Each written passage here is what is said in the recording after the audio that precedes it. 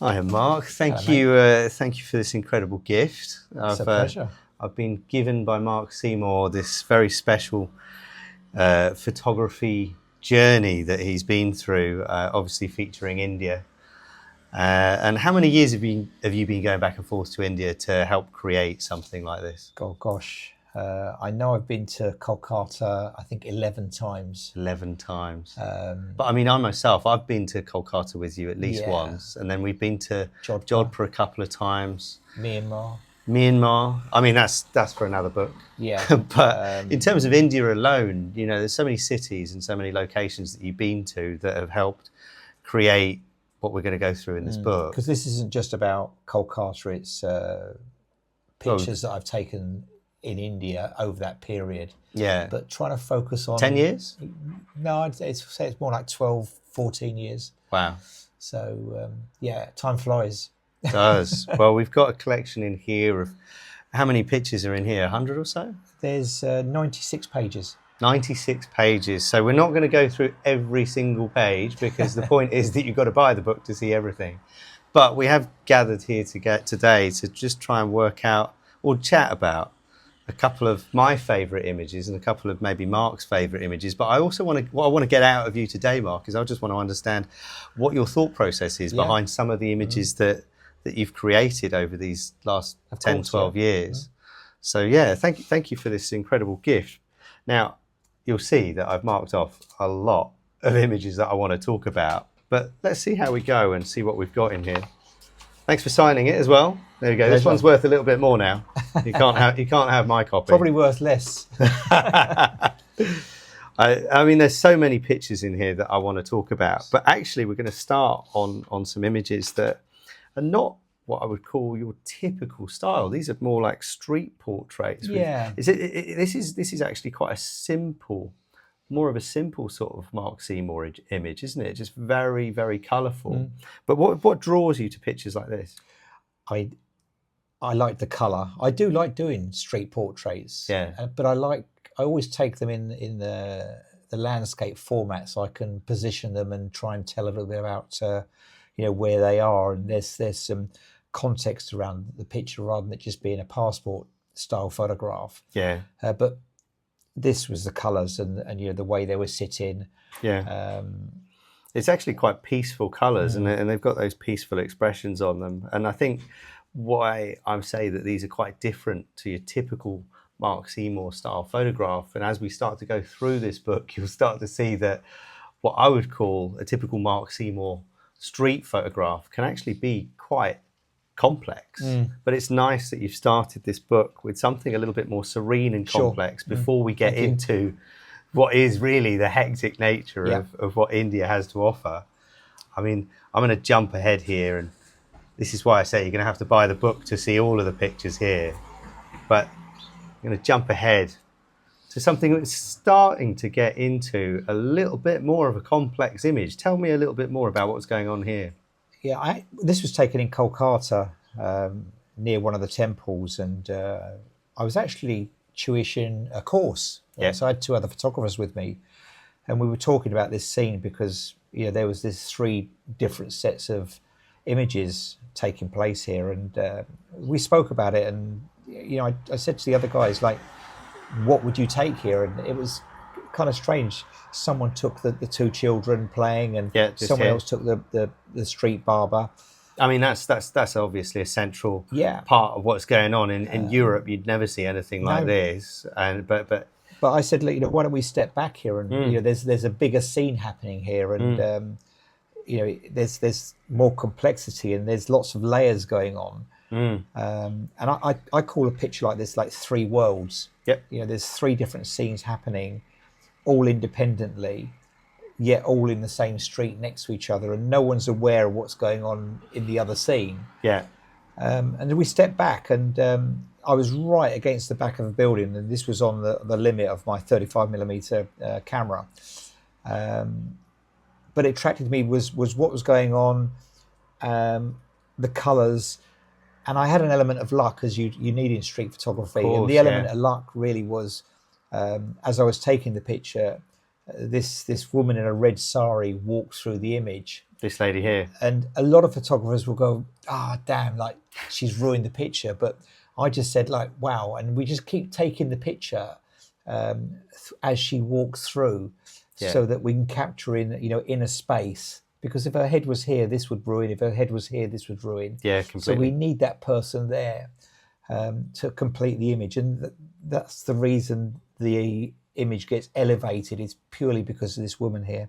And I think this is starting to introduce what I call the Mark Seymour fairly complicated style. What I mean by that is that you come back to these images and you start to look again, and you start to sort of think, oh, there's more in this picture than I saw the first time I just opened the page and then turned the page to something else. You know, even this guy here, when you give me this book and I flicked through, let's say, some of the images, I didn't even realize that this guy was part of the frame. And you've sort of talked about 3 different worlds within this picture, but actually what makes this picture quite complex to me, more complex than I think first meets the eye, is that you've got, all of these lines which make a sort of very graphical element to this image.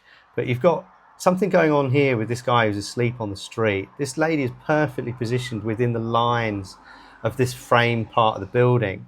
And like you say, maybe other photographers have gone in to take a picture of this world here, but you've kept it as a wide. You've got this world going on here, and then you've got something else that's going on here, and then this guy is looking out of the scene, just like this lady is looking out of the scene. And there's so much going on that it starts to get richer and richer and richer the longer we look at it. So I love that image. I've had some lovely comments from a few people who bought the book on sort of release, and quite a few of them say that the images are really complex, that they're well crafted, and the more, every time you go back, you notice something, and it's unfortunate in the world of Instagram you don't see all these little nuances on an Instagram post. And one of my great friends, another great photographer, Mark Fernley, just said, like, your images need to be seen bigger and in print, because then you appreciate the little nuances that are going on everywhere. Whereas sometimes on an iPhone or a smartphone, you just flick over it and you just see the main character. We just see it for a couple of seconds. Absolutely. Yeah, completely.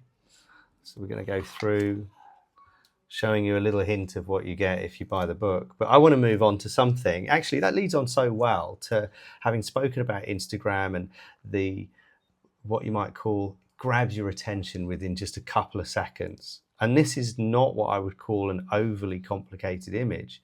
And that grabs my attention really, really, really quickly.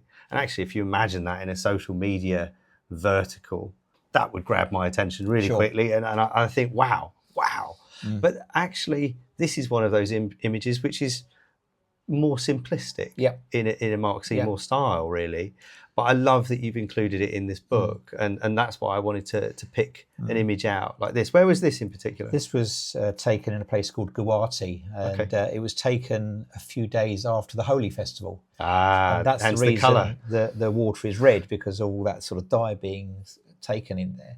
But it's really interesting talking to different people who have the book and what their favourite images are, because to me this is, I call, a filler image almost. Would you? Yeah. You see, to me, I think it's a very arresting image straight away. It captures me, and you don't often see a red pond or a red lake. And I'm sort of thinking, what's going on here? It almost looks like there's been some sort of mass slaughter that's happened. But it's interesting to hear more of the story behind it. But in terms of simplicity, it's pretty simply composed, but very well composed image into something that asks more questions. Of all the rules I set myself when I'm taking pictures, and you've been on courses with me and you hear me say these things like "show me the nose," or no heads in spaces, and all these little phrases I use, and this breaks all those rules, because you can't identify this person. It's true. And I always feel like I want to identify someone in a photograph, so I use this phrase, "show me the nose." So I'd say you need to be braver to go around the other side, but I couldn't do that in this situation. But it was a beautiful graphic. That's what attracted me there. And I think that sometimes rules are there to be broken. You know, this actually, the fact that we can't see his face, the fact we don't really know why until you explain, Sure. you know, why it's a red lake, that for me gives some of the poetry and the mystery of the image. So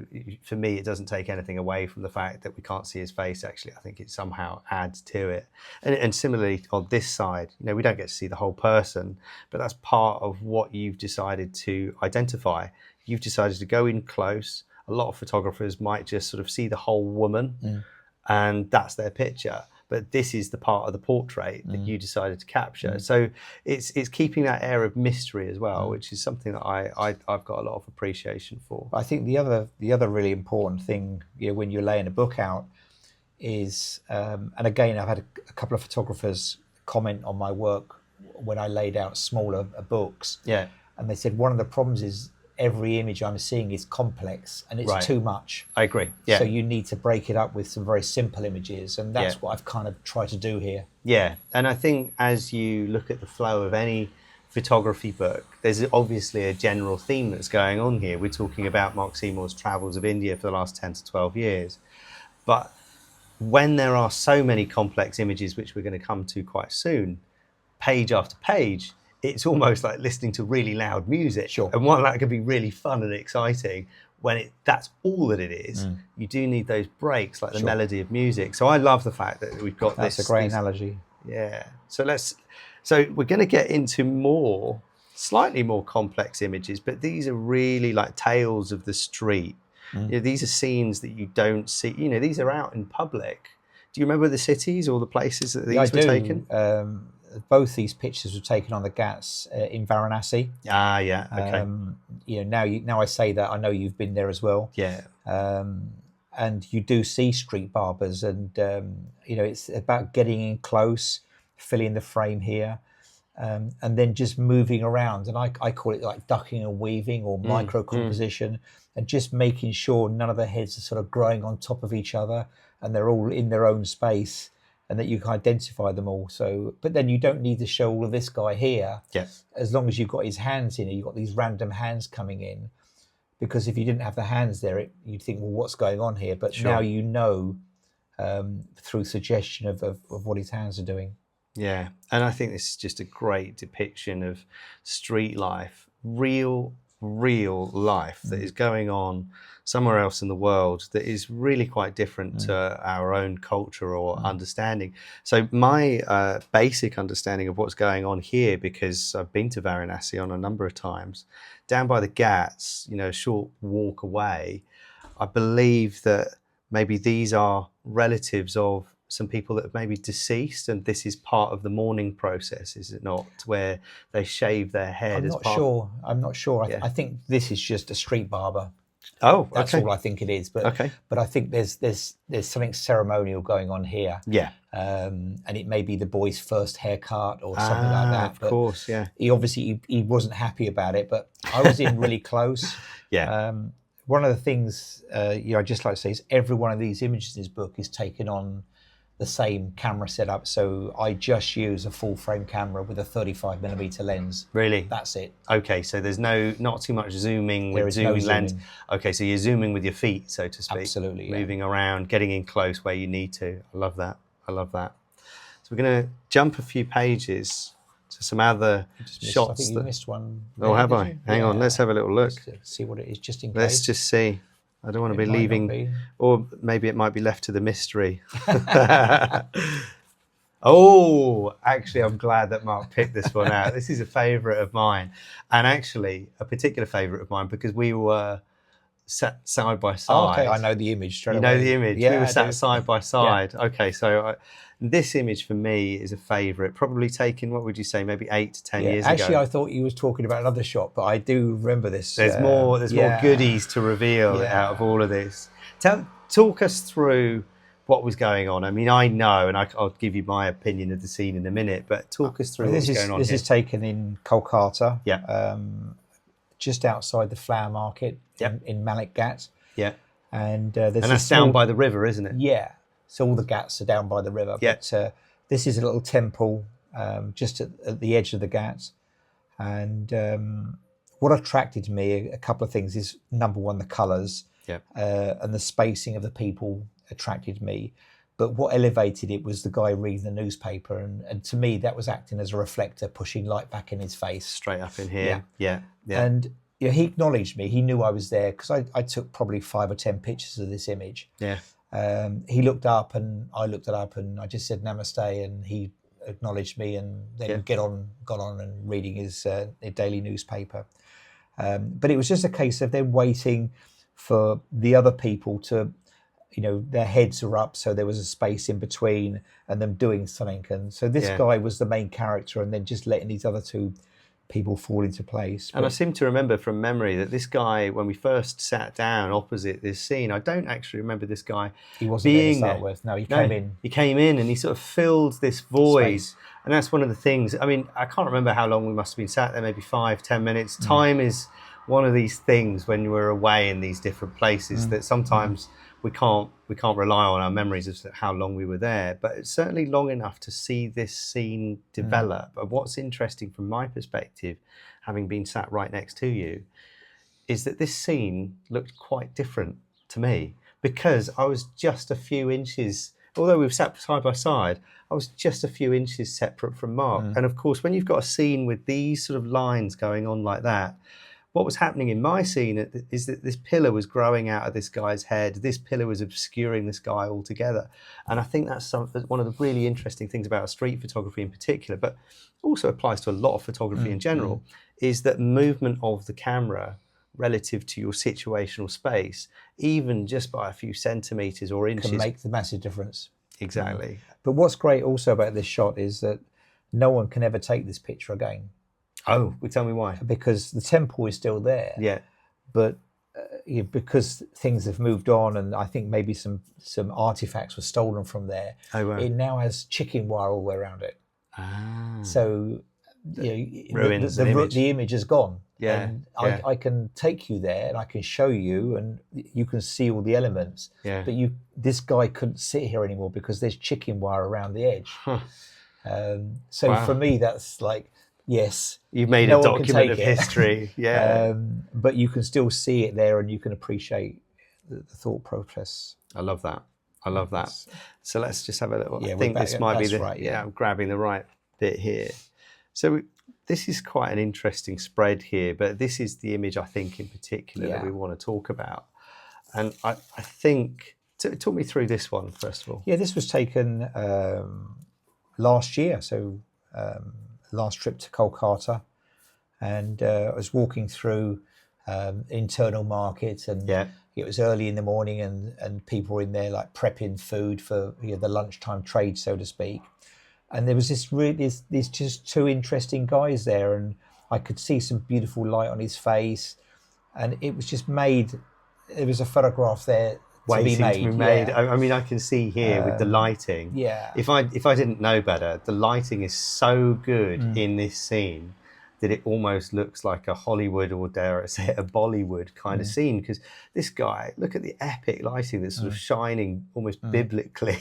I wouldn't use biblically in India, but that sort of holy lighting that's coming down onto each of their faces, and it's so sharp, it's wonderful. But tell me about how you've decided to position yourself relative to that scene, a little bit like that last conversation of the last image. Absolutely. What's so important about being where you were rather than an inch or two right or left? It was a difficult shot to take because of space. I mean, literally, the walkways were no wider than like the distance between the two of us. And so I'm at an angle, and that's the only place I can be, and I'm really pushed back, and I've got the camera back here like this. It's tough sometimes, isn't it? Because I've only got a 35mm. If I had a 28mm, it would have been a lot easier. Sure. But don't you find that sometimes having that challenge is part of the joy? Yeah. If it was too easy, you maybe wouldn't have so much joy. I go back. I mean, I'm of an age where, when I started photography, you had a film camera and it came with a 50mm lens. Sure. And that's all you had. And then zooms come out, and, we started buying zooms, but you still got the shots with the 50mm because you didn't know any different. That's all you had. And you made it work. And it's the same with 35mm. I make it work. And the great thing about having one lens is that you know exactly where to go to get a full length a Head and Shoulders Yeah. or a scene. You just know where to walk to straight away, because I know that lens like the back of my hand. So, for example, in this scene, you would know even before picking up your camera, thinking, I think there's a shot here. Yep. You would know, right, I'm going to have to take 3 paces forward in order to frame where this fan is, or frame where this pot is. Absolutely. And then you bring up that camera very intentionally, knowing that my 35mm is going to encapsulate this frame. And then it's all just about making sure that you're in the right or left. This is the key. This guy here, absolutely key, because he was moving around. He's making breakfast. He's not really bothered about me. He's aware that I'm there. Yeah. And he's acknowledged me a few times, and I've said namaste to him. And I've come back 2 or 3 times to this situation because it hasn't been quite right. But the most essential thing really was just getting his head in this space here. Sure. And when he moved a little bit forward, a little bit back, it wasn't quite right. But so there would be a shining light coming out of his ear or something. Yeah. And that attracted me, because it rim lit his whole head. Yeah. And I've done portraits in the past, so I know how important that light there gives the separation. Yeah. And it's a nice backdrop. It's got it's a nice green, so it's a complementary colour to his skin, etc. Yeah. So that's the key thing there. And if it'd been forward, this line would have been going through his face, and I would have probably rejected that picture at that point. It's so funny, actually. So talking through all of the detail and the nuanced, minute positioning of not only you, but him having to be in the right place at the right time. If he'd moved slightly back, and you've already said you're in this alleyway and you can't move right or left too much more, then the picture is almost no more. Yep. And so there's a lot of luck, but it's an intentional luck, isn't it? You know what you're looking for. Yeah. And then you've just got to wait for it to happen. Without a doubt, there's an element of luck involved in these things, but I know what I'm looking for, so I'm waiting for these things kind of to happen. Yeah. Excuse me. So beautiful image. Thank you very much. Beautiful image. I love it. And I particularly love the richness of the colours. I've been to India, not quite as a number of times as you have, but this to me is such a traditional Indian street scene. And you know what? This could be 10 years old. It could be 30 years old. It could even be 60 years old. And this sort of scene, it doesn't age. It's a very... it's just very rich, isn't it, in colour as well as of images. 2 images here that I want you to talk me through. Tell me about this one first of all, Mark. And also, there's something more to this image. You've won something that's particularly special. Well, I didn't win. It came second. All right. Well, pretty good. It was in the World Food Photography Awards. Okay, so second in the world for the World Food Photography Awards. It was originally by Pink Lady. Okay. It's sponsored. It was a nice, it was a wonderful evening to attend, and I was gutted it didn't get first, but now I'm chuffed to bits. I love the image. Yeah. And it was taken in India. Yeah. Do you remember the city of where this was? I do, and I always have trouble pronouncing this place. It's I won't press you have for a go. it. It's Vishakhapatnam. We might put subtitles at the bottom. Yeah, it's a fishing port. It's the largest fishing port, one of the largest fishing ports in India. Okay. And it's just an epic place for street photography. There's so much going on. The boats are coming in and out. They're unloading the fish. Yeah. And they're really old, traditional wooden boats. Right. It's just epic. Yeah. And this is going on every day here. And I took this from above, so I held the camera quite high, flipped the screen down. Sure. Okay. So you weren't in an elevated position, but you decided, I'm going to put the camera up there to get a different angle. I love that. Because I think it's really important, as a street or travel photographer, not to take pictures all from the same viewpoint, because it becomes boring to look at many images from that same angle. From this just like standard height level. And also, when I took this picture from an elevated angle, it adds It gives it a dynamic feel here because you've got her arms spread across here, which are almost like leading lines. Straight from the corner. I And love that. you can see she's making a deal here, bartering with people. And you can see most people's faces here, what's going on. So that's why I love it. For me, why I love this picture is that the rich diversity of colours that's going on, which screams India to me. But not just that, I almost feel like I can smell what's going on with all of these fish down here. We've got some what looks like red snapper, we've got some shrimp or something. There's some prawns here or some octopus, I don't know.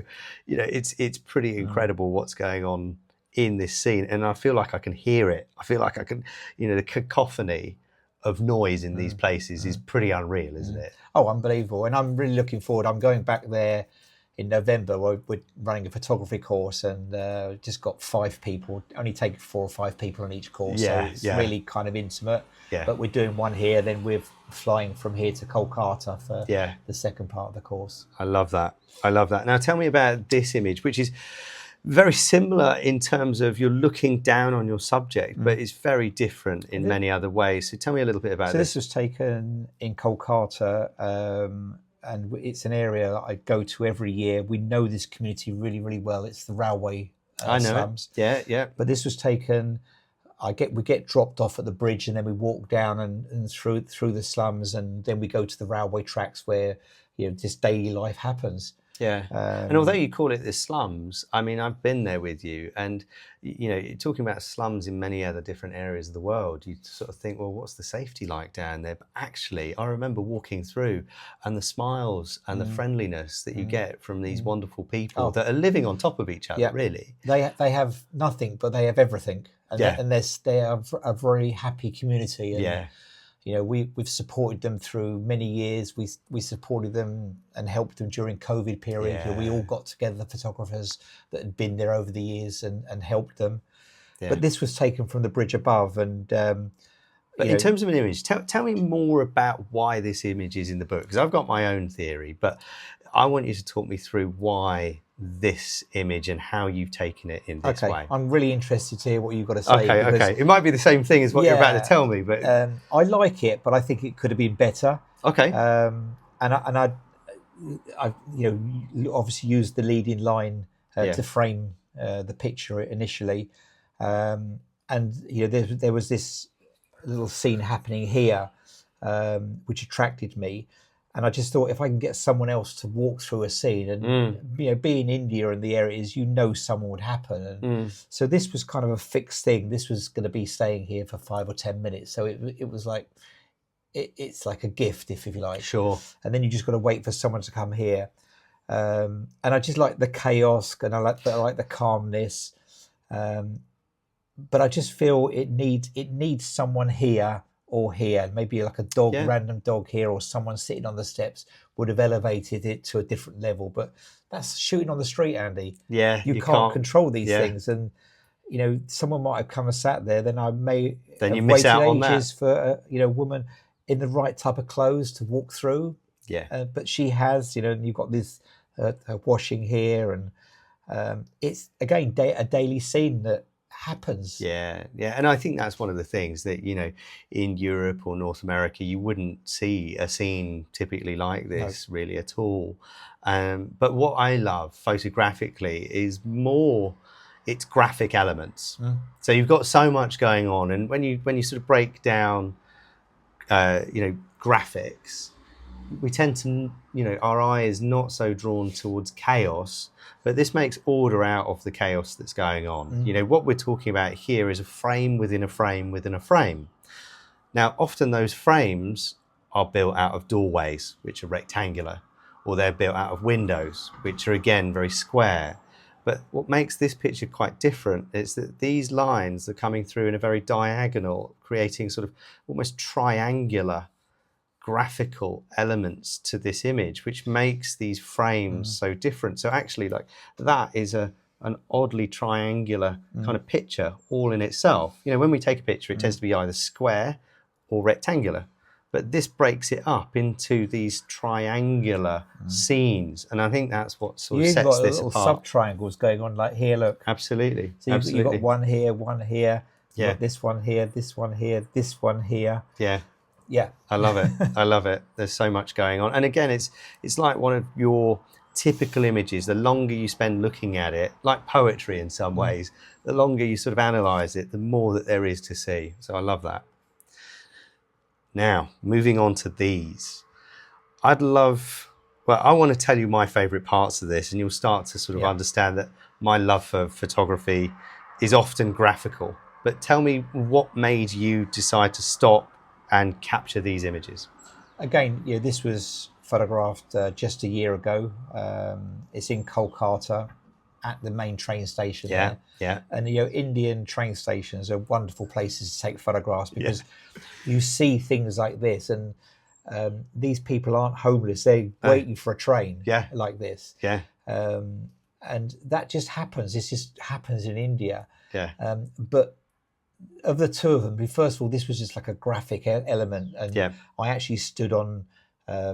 There was some crates here, and I stood on the crate to get as high as I could, elevated angle again. Yeah, to get as much as I could. Yeah, I couldn't quite get all of this guy in, but this is the main sort of feature, isn't it? Yeah, the feature, and that's the challenge of street photography, and it can almost be so frustrating at times to just feel like I need to get this little element here to make it perfection. But we know what's going on here, and I love how, in terms of what we were talking about earlier, how easily you can understand the image, like an Instagram image. I think this makes me stop in my tracks and go, wow.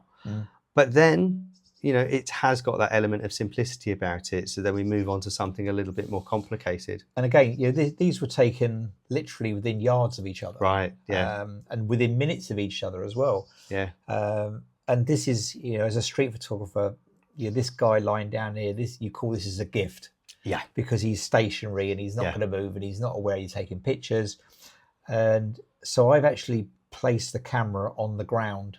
I see. Yeah. So literally I've placed it on the platform.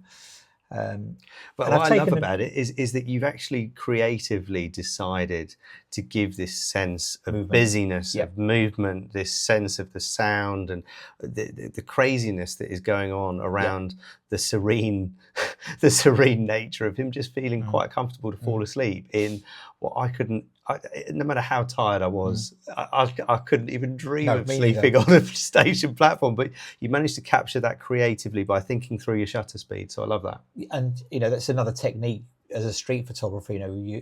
Not everything is taken at 250 of a second at f8. Yeah. So this is a bit wider open. It's probably like f4. Yeah. Because you've got this blurriness in the background. Yeah. And then you've got a really slow shutter speed, and you kind of experiment because there's always people walking past. And I think it's probably something like 15th of a second. Yeah. Just so you can recognize them, but there's a blur in there. Yeah. But I wanted to try and keep all of these arches in. That was quite important to me as well. Yeah, I think that really helps make the image and frame it so well. Absolutely. So moving through, so more in the train station, it looks like, at least certainly here. Tell me. This wasn't actually, this was in College Street. So this isn't a train? No, this is a bus. Ah, okay. So we're still on the theme of transport. Actually, this is the train station. Okay. And this is in College Street, which is where all the book market is. I know it. Yeah. Yeah. And we were waiting on the corner for our taxi to pick us up. It was the end of the day. Yeah. And I don't know. You could kind of cause this half set up. Because this isn't entirely documentary. Well, I don't know where you draw. Where's the line? Yeah, really? Yeah, because, go on, tell me. The bus drew up at the traffic lights. Yeah, and this is the bus with this poster on the side. Sure. And there's this guy sort of looking at me, and I've just looked back at him, and I've just gone like that to him, and he's mirrored me. Yeah, I did it intentionally because I knew he would do that. Yeah. So I knew. Well, you also had a bit of luck. You never quite know. No. You never quite know. He knew he's not an actor employed by you, is he? No. He's just decided to react to you. I love that.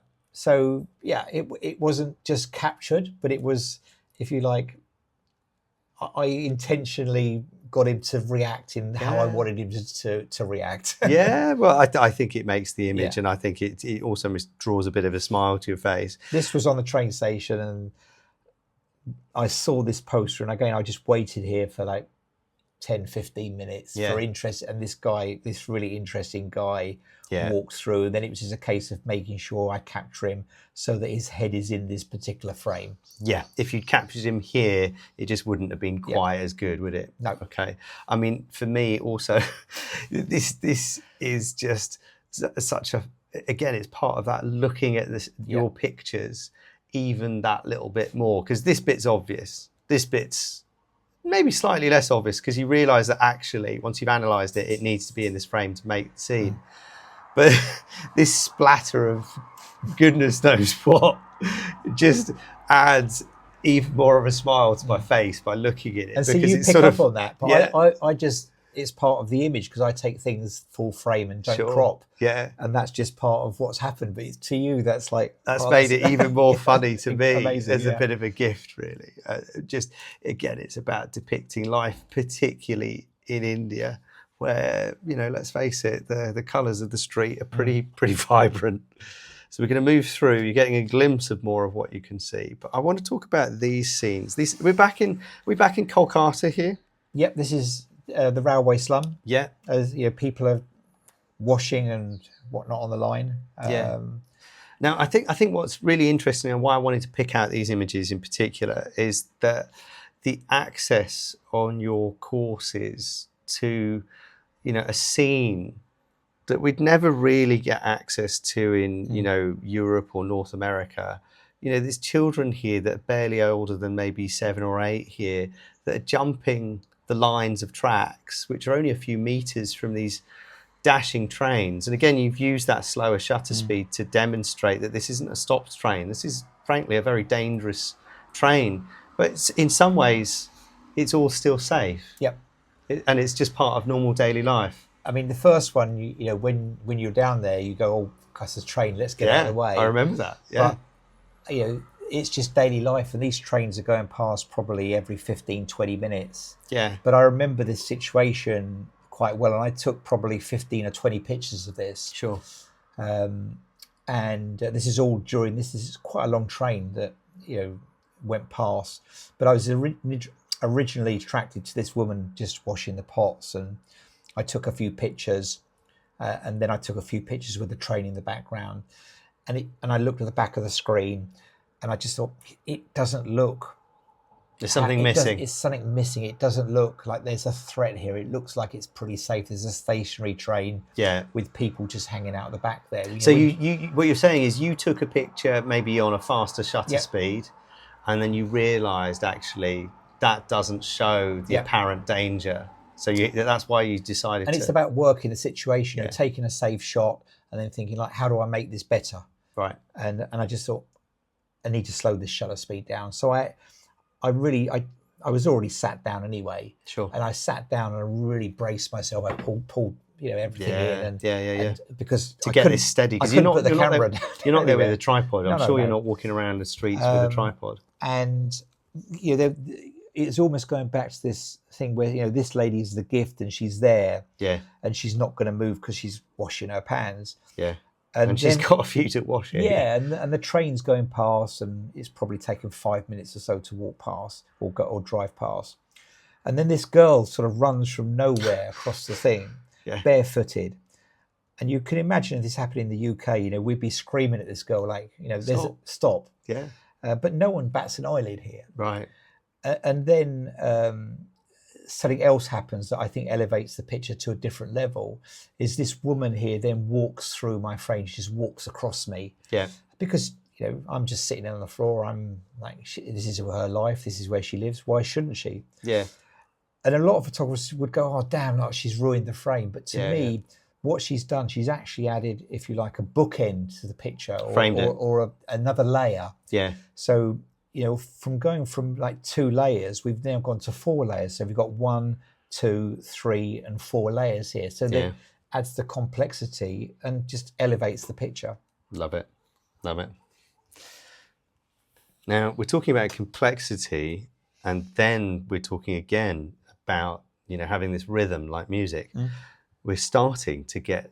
I mean, we might look at this and think it's actually a relatively simple image, but again, that sort of typical Mark Seymour style. The more you look at it, the more there actually is to discover within what might apparently be a simple image. But talk me through this one first.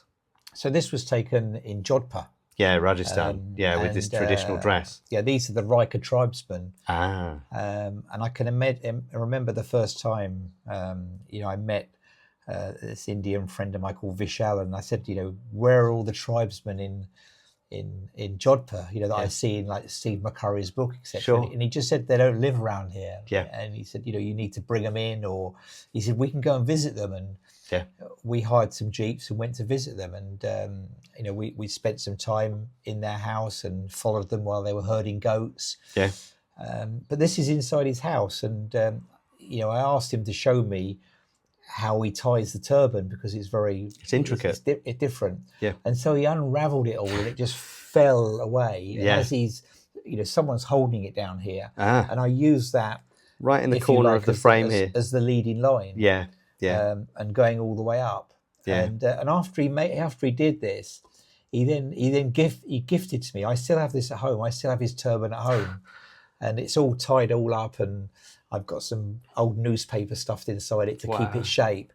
But he gifted me this turban. Incredible. And unfortunately, this guy is no longer with us either. He passed away during COVID. But and then this image was taken in Guwahati. Okay. And this is where they bring young goats and full oxes in to be slaughtered. Crikey. And given to Lord Shiva. And this is the guy that does it, but he's just sitting there, I guess, waiting or contemplating. He almost seems like he's on his phone, just very nonchalant after the slaughter. But I think what draws my attention to this, of course, is, he's so perfectly exposed and so sharp within the image, and he's so well lit by this light that's coming down, bouncing off this, what now I know to be a slaughter floor, bouncing back up into his red outfit, so fitting poetically in the fact that he's a slaughterman. And you can see that actually now there's more to the story even of what you've spoken about, this being a slaughterhouse. This mop, if you like, these plastic mops would have been scraping away the blood off of the floor. So what looks like a serene scene is actually something altogether very different, maybe I think 5-10 minutes before. No, it's not. I thought there is an image of the little implement where they bring the goats and put their head on, and it's in the book somewhere. But there's no goat there, I promise you. You'll have to buy the book to perhaps to see that image. Now, I love this image. I've got a particular reason why I love this image. Again, is because I actually happen to be sat next to you again in a very different city on another year. Talk me through it. Well, I mean, I think I'd met you the year before this was taken, and must have been quite a while we were in ago. Kolkata. And the following year, you decided to come on another course, which is, I mean, a lot of people come on 2, 3, 4 courses. And this was taken in Jodhpur in the village square, and we were walking around and we were talking about techniques and just photography, like photographers do. And we decided there was this chai stand there, and we decided to sit down and have a cup of tea.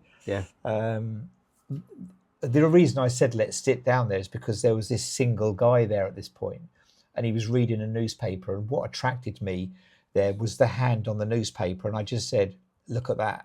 It's mirroring. His hand is mirroring this, which is another technique as a street photographer that you would use. So we sat down and had a cup of chai.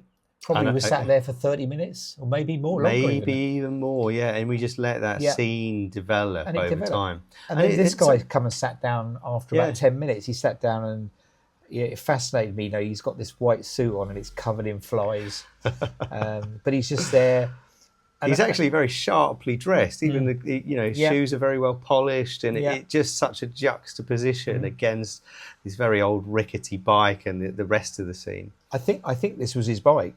I'm pretty sure it was. He's parked it there, and then But as soon as he sat down, I knew that we The didn't scene have a was picture developing. just of this guy. It was a scene developing, and then I just needed to fill these other spots. And there's an element of luck. You've got this photograph in here with someone. Yep. You've got the bike here filling this space here. Yep. So otherwise it'd be quite empty there.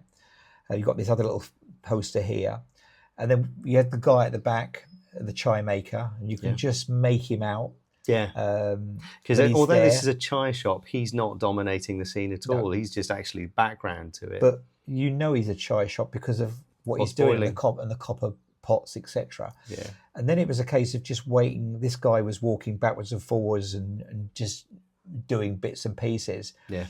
And I just thought, if I can get him in the middle here, not here because of all these railings, but here, this then completes, a multi-layered picture. And you've got the hand, you've got the guy here, you've got this guy here, another guy reading the paper, you've got these little posters here, and then you've got the charwalla back here. Yeah. So you've got 4 or 5 layers going on here. Yeah, and all of that in just a single image. And I think what a lot of people, particularly non-street photographers, don't really realise is the sense of you've got to have all of these elements come together. Like you say, this bike, if it wasn't here, this would be quite empty. And those are really, really fleeting moments in a scene. Even though this wasn't a very fast-moving scene, they're very, very, very fleeting moments that you might have this guy absolutely in the right place. Like you say, if it was over here, it would be quite messy and we wouldn't be able to distinguish his head from the railings here. So I love that image. And also, you halfway through the scene, this guy could have got up and walked off. And of course, and then it's gone. Travel or street photography, the whole scene has gone. The moment's gone. So it's a lot harder to achieve than I think people give street photography credit for sometimes. Now, you've picked these 2 images. Yeah. Now, I mean, this one, so visually arresting straight away. We've got all of these people lying down above what appears to be, goats essentially waiting to be slaughtered. And you've got, the red buckets, and there's a lot of sort of poetry going on within this scene. And one thing that I think people don't necessarily realise straight away when you look at a scene like this is when you're taking that picture, there is so much noise, there is so much distraction, there is so much of a smell that's happening. And, a scene could be like this unfurling in front of you, but another one just as busy could be happening right behind you. And you've almost got to have eyes in the back of your head to know what's going on. Someone and could be what's walking happening through the middle of it because, it's a working environment. It's not. But this is where these guys live. They actually sleep here. Yeah. And the goats, and it's just going below. back to that image earlier of the red with like 3 worlds. This is 2 different worlds. Yeah. Capturing a story within a single frame. Yeah. I mean, you've got several people here within a space that's maybe smaller than many people's bedrooms. And then of course with goodness knows maybe 14 goats below them. It's just phenomenal. And this is in the same place. Wow. So this is you literally just turned around, done a 180 maybe. I wouldn't say it's within the same, if you like, complex or building. Yeah, a stone's throw. And again, it's sort of showing you that complexity of human life in India. Now, talk me through this one, because this is I think a great image to take a look at. Yeah, this is and this is something you talk through on your courses, isn't it? Yeah, something to look out for, let's say. And I'm bear in mind this was taken on a 35mm lens. Sure. I'm this close to this person here. Yeah. And to start with, they've turned around and they've gone like this to me or smiled at me, but they're working, so they're not going to do that for very long. They then get on with what they're doing, and that's when you can really get in and take the picture. When he smiled at me, I took a picture and I showed it to him, and he's happy then and lets me get on with my job of trying to capture what I want. Yeah. But what attracted me was because this guy was so close to, if you like, the fence, because there was a walkway just literally just the other out of side shot. here. Yeah. I mean, there was a fence here. I was the other side of the fence. Wow. But what attracted me was the people behind. And these guys here. Yeah, this is what attracted me. And the guy was cutting the hair, and every now and again he'd go over the top, and I just thought, frame within frame. Yeah. So I can use this guy as a frame to show these 2 people. Yeah. And then it was a case of just waiting And for that moment to happen, because he's not there holding that cut for very long, is he? Maybe a fraction of a second. Sometimes the comb was in a different position. Yeah. Or, there was 2 or 3 different people that he cut hair for. Right. So, so how long have you spent within this maybe scene? half an hour, 40 minutes. Brilliant.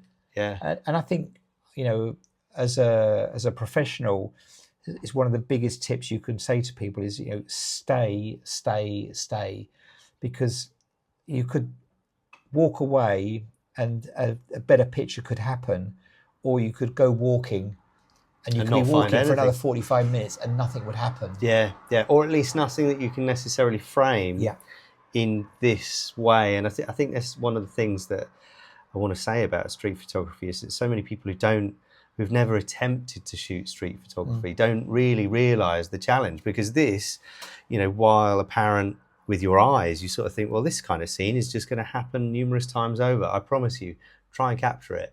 It's not that easy. So I think I love how you've managed to do this.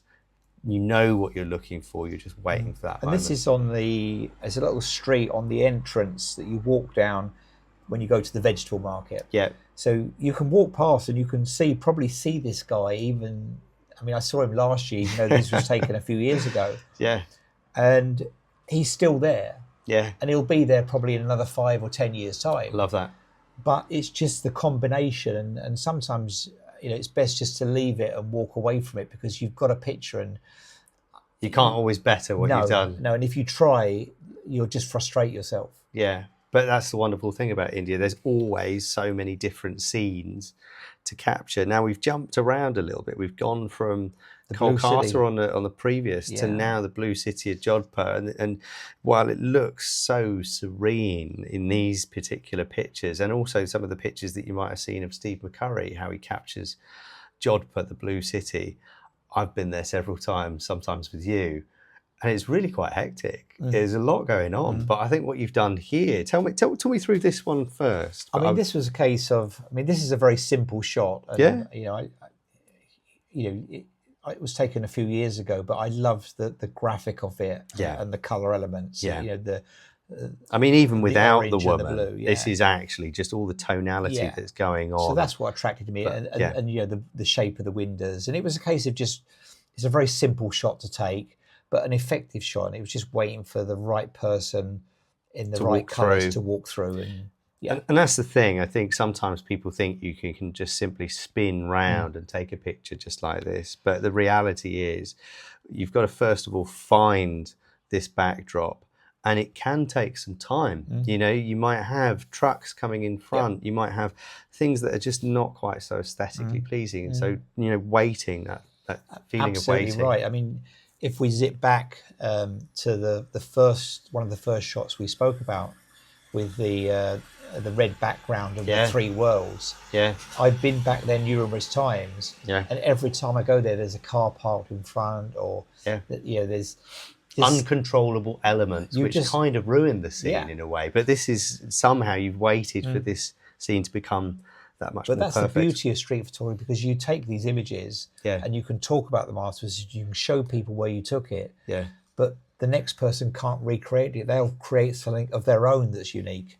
Which is also part of the art of it all. Now, talk me through this image. What I love is this sort of dark mysteriousness then leads your eye into these holy men. These 3 bubbas, you can tell it's in the same area because of the archway here. And the tonality of what's going on. It's only in the same city. But these 3 bubbas were there talking, they were smoking. Brilliant. And, it was a case of just waiting for, the right separation. And originally it was just the 2 guys in orange, and this guy in white come and sat down in the middle, and it just broke up the picture and just elevated it. And the fact that he's in the centre and this sort of holy light is now shining down, not from where you are, but from some sort of window or archway up above, which comes down, which makes it feel that much more holy, which I think it's a stunning image. And thank you. But again, there's so much more to depict the more we look at it. Now, we're in a very different area of India. As you can even see by the faces. Talk me through this place. Almost, I guess you're near China almost, or you're Nepalese, This is in a place called Nagaland. Which is northeast India? Yeah, so, India is effectively, a V shape, and then Sure. you've got that little bar growing across the top, and it's the far right of that area there. And Wow. it takes, we fly into Guwahati, and it takes 2 days to drive here. So this is really quite remote. Yeah. So these people that you see here, they're not set up in a scene, for your photography. This is how they would traditionally dress day in, day out, whether you're there or not. These kids here, they cook for themselves. They're there, and the young children have got the babies on their backs. That's how they live. And different to maybe places like Jodhpur, which we Totally saw on the previous page, where actually you might encounter the odd tourist or two. I'm imagining that there's no tourists around here. No, in fact, I did see. We saw a couple of tourists up there because this is extremely high. I've never been so cold in my life going to visit some people in India. Wow. Extremely cold. And they're just dressed like this? Is all of this because they're around the fire? Yeah. How are they able to do that? I guess they're used to it. But yeah. I remember seeing some German tourists up there. And I said, have you come to see some of the tribal people? And she goes, no. She goes, are they around here? And I thought, well, I know their location. Their location is just like literally around the corner. Yeah. And she goes, no, we come up here for the stunning views. Wow. So that's all she'd come up there for. And she just was totally unaware that just like the other side of a building. Yeah, that all this was going on. Wow. Okay. So one of the things I absolutely love so much about this scene is it's so well executed, incredibly sharp on his eyes and the features going on here. And then you've got that sort of mystery of it going back to the darkness, and you've gone a little bit more shallow depth of field here, which maybe isn't what you call your typical street photography style.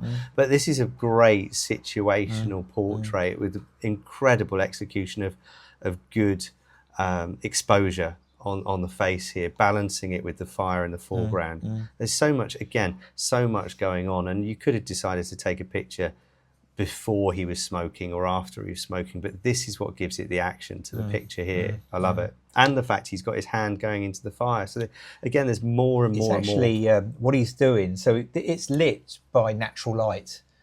Oh, so you're sat just outside a hut or something like that? Or just on the edge of it, so that I don't block the light coming in. Got you. And that's why you're down low as well, I guess. You have to sit on the, there's no chairs in these. You're in the threshold, yeah. And he's lit the fire, and he's got a little like bellows machine here. Okay. And he's winding the bellows. I see. To create the air to keep the fire going. Yeah. And he's smoking.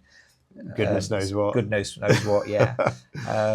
And we spent hours in here with them. Wow. And they're quite happy for you to be in their environment like this. These guys look like they're pretty wild tribal people, but they're very happy and gracious to have you spend time with them. Yeah, they're not so wild anymore. They were these are Nagas, they're called.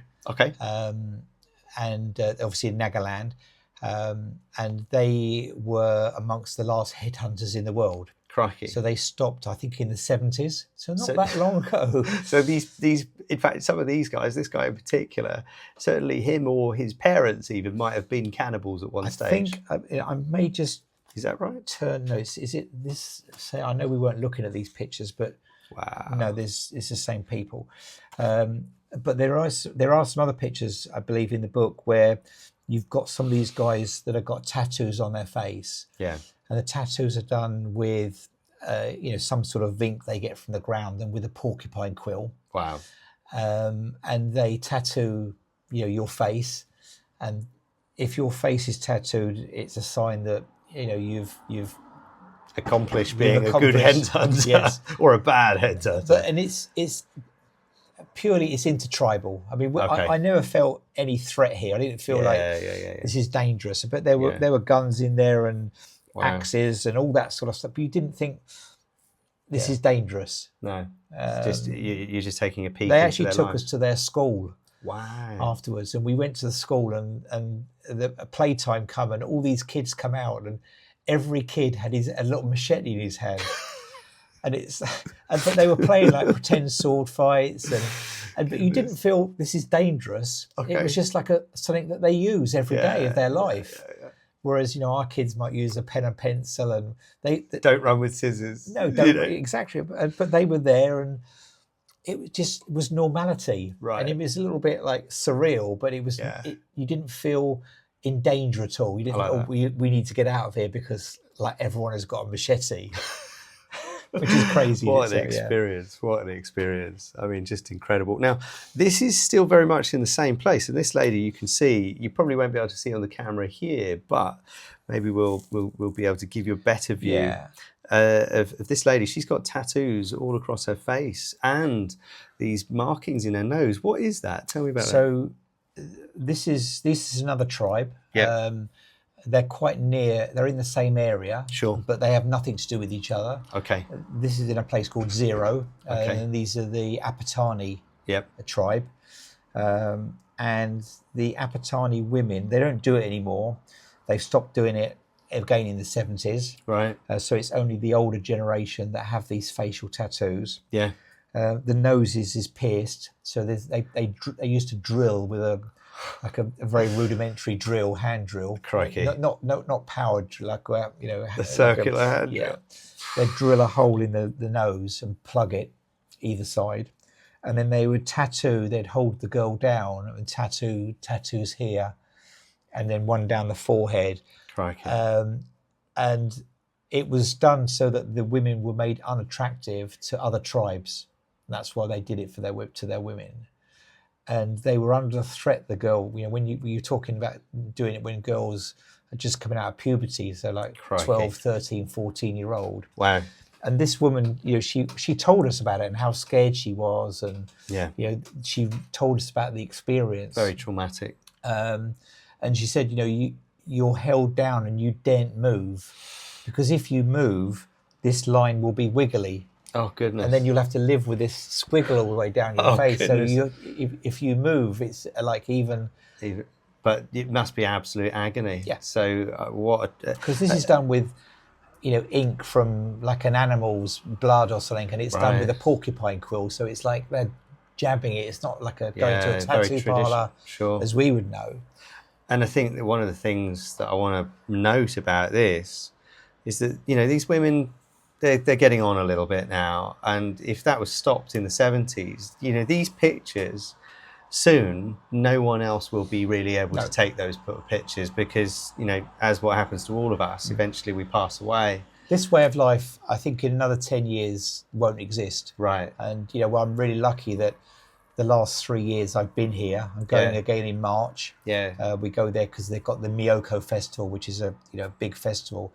But these women, this woman here, you can see she's barefooted. Crikey. She's out in the rice fields. And this is cold here, right? No, it's not cold. I'm saying. Okay. Oh, so this is a different part to the northern. Okay, yeah. Yeah, sure. I mean, it will be cold at night. Yeah. But not in the day. It's lovely. Wow. So the tribal people, I was really cold, but at night I was cold. But in the day it's quite warm. Yeah. Because it's so high. Yeah.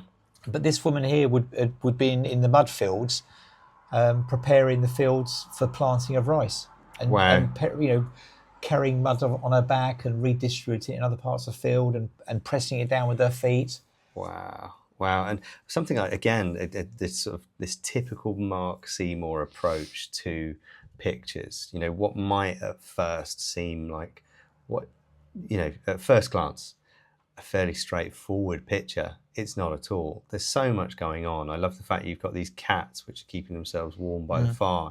Because that's what cats would do. They would sit by a fire, wouldn't they? Yeah, just to keep them, this is maybe into the evening or something like that, but you've got this hand coming in, and there's this sense of mystery of, we don't know who it is, but they're having a part in this picture just by the hand leading in, which is then mirrored over here by this hand.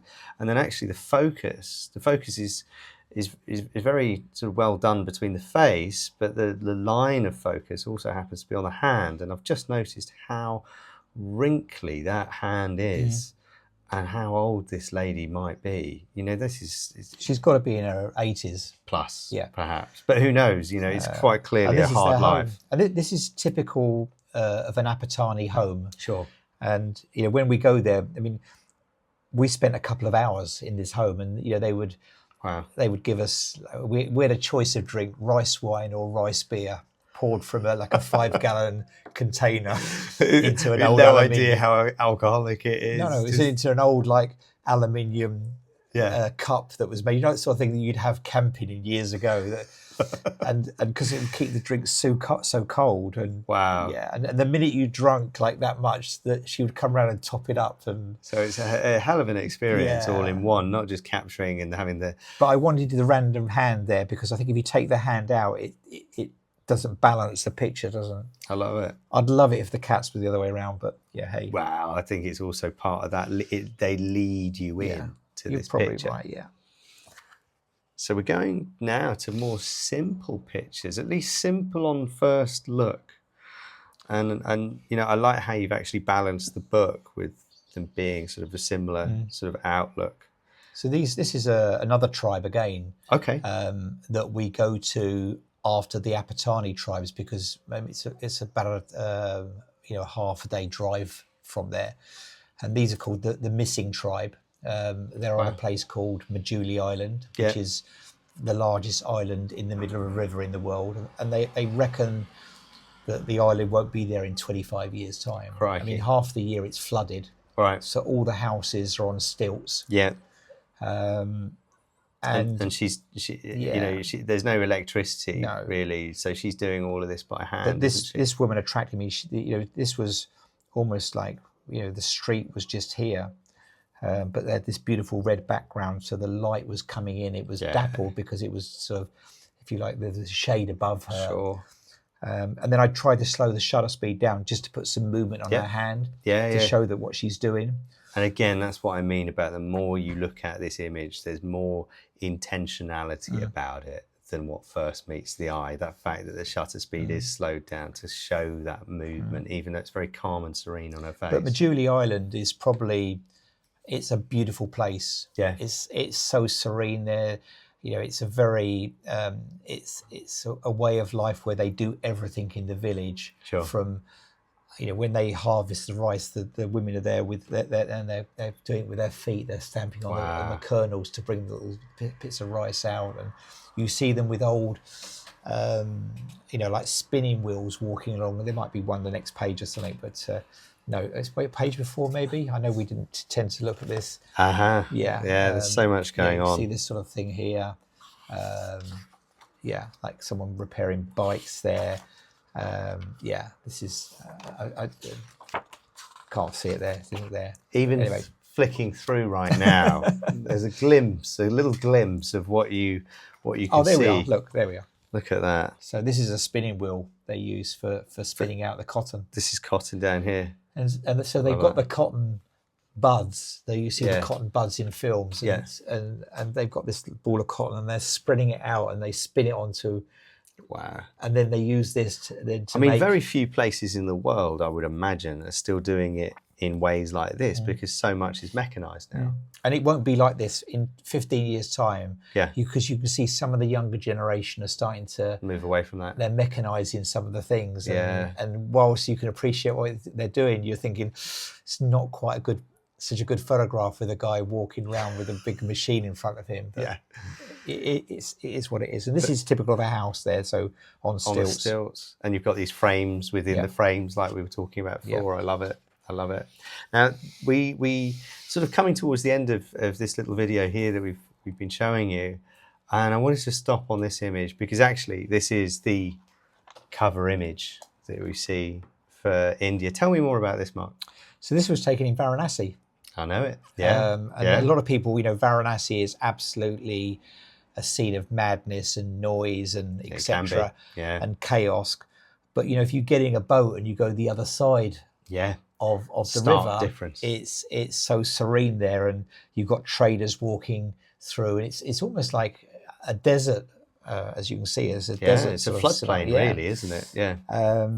And I just saw this horse there, and I saw these people walk into us, and I nearly didn't get this shot because the guy I go out with, my fixer, he wanted to take a picture of the horse because he loves playing polo, and he thought, I'd take a picture of a nice horse. And I just said, out the way, Michelle, because I saw this guy walking through, and these other two people here, either side, making a perfect frame. Yeah, and you've spoken about this before as well. Yeah. Like layering. Tell me. So it's you've got many different layers, and I had to get quite low on purpose. Right. And the reason I had to get low was to create a space in between here. Sure. Because if I'd shot it at eye level, if this would have been merging into that. Absolutely, yeah. So those micro movements are making such a difference. So that space there is absolutely critical, but and very intentional in the way that you've shot. Yeah.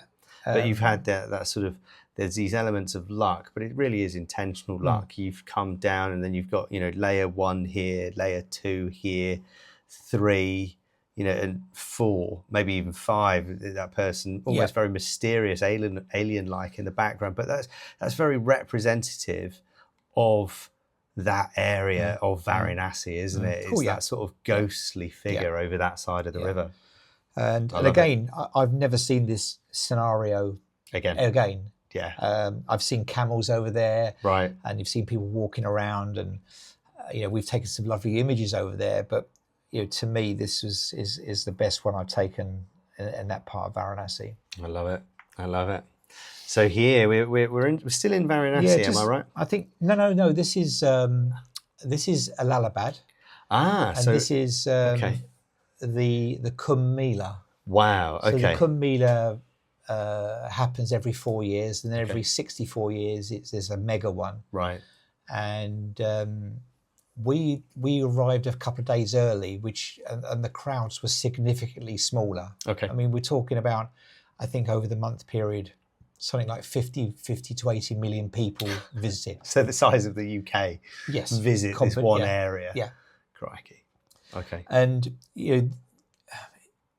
I this is where an element of luck come in, because again, this is just outside Varanasi, and the whole time we were there for 3 weeks, the fog never lifted. Oh wow! It was incredibly cold and damp. Yeah, and mysterious as well. Yeah, and you just like, I never got warm the whole period. My clothes were damp. And oh wow! You got in your bed at night and the sheets were damp, and it was not a nice experience. But so you really have to push through on some of these moments. You're challenging yourself to get through these moments. This is the Ganges here, and they've got this row of, if you like, balls or baubles going along here to stop people going any further, because the river's running really fast. Right. It's quite dangerous. Yeah. So there's this area where people can bathe in. Yeah. And then you've got all these sandbags here they put down to protect the earth, because the amount of volume of people coming in and out. I see. And then this is early morning, and then you've got these big floodlights, like this big. I was going to ask you, how is this lit? There's lighting, But it's also stark, isn't it? Where down on the banks overnight, they have these very stark white lights. They were horrible lights. I mean, the color. When you see this picture in color, it looks awful. Interesting. But I like the black and white because it adds that sense of mysteriousness and mystique. And to see, it. the fog added to it then, because if it was a normal time and there was no fog there, right, you'd be able to see everything going back here, and there's chaos back here. Interesting. Lots of boats and sometimes people walking along here. Yeah. So this is actually a gift. The fact that you sat through those 3 weeks of cold and damp. Exactly. But that added to the sense of mystery. And you had these interesting people coming out, and I've got 4 or 5, and it was really important to keep this guy's dignity. Yeah. And he's walked out of there naked. Of course, yeah. But yeah. We've got the legs in the right position, which is really important. Retains his dignity. Yeah. I love it. Fantastic image. And now to our final image, I think is again so mysterious but steeped with. Yeah. I mean, it's the look on the guy's face, and from this image, I mean, this book has been printed by Snap Collective, and it was a prize they gave me. They published the book and gave me 35 copies as a prize, and it was for this image. Wow! So this is what won that competition absolutely, for you. Yeah. And it's, I think personally, although it's not many layers, it's probably one of the best photographs I've ever taken. Yeah. I think just everything about it. Yeah. The moment, the so look many in things his that eyes. come together. Yeah. These two people pouring They're water almost in the pots. ghostly, aren't they? And he's almost off to another world with the look in his eyes. And this could have been taken 100 years ago. Yeah. There's nothing in the 1,000 background years ago, to be to honest. show a modern boat, and that's Yeah. the fog has done that. You see, it's Yeah. elevated it to that level. So Wow. there's that element of luck, and again, I was lucky because But it's I was intentional, with, like you're Yeah. going there. You know, but I was with 3 other professional photographers, right? And they didn't see this. and they were there, Yeah. and it was like, oh, Seymour, how did you get that? And because Mark Ashworth was literally there, and Mark is a brilliant He's a portrait. fantastic He's an amazing portrait photographer. But I was just happened to be in the right place at the right time, and I took 4 or 5 pictures. This guy walked out of the Ganges, and he's been in there bathing, and thank you for giving me the opportunity to take that photograph. Well, thank you for the gift of this book, Mark. Cheers, mate. What a pleasure. Thank you, Andy. My pleasure. This is now available online, and we will leave the link below. Thank you.